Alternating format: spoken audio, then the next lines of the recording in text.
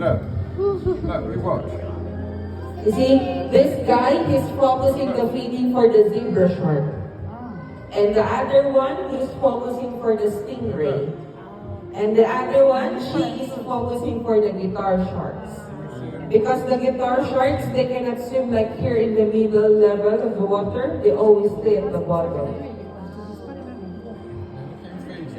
So for now, they are feeding some milkfish. Later you will see there's a different food. Hey, watch it, Rosa. You're going to put his hand in there and put some food out.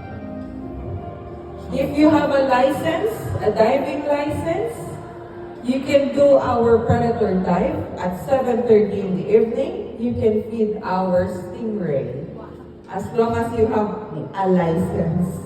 But if you don't have license, still you can do our program, but it's a separate timings for those guests who have license. And if it's your first time and you're not comfortable to do diving, you can do our snorkeling. And if you don't know how to swim, but you really want to go down, you can do underwater walk. We call it aquatic stream. The one like a helmet, yes. This one, it's not really deep. This is 10 meters only.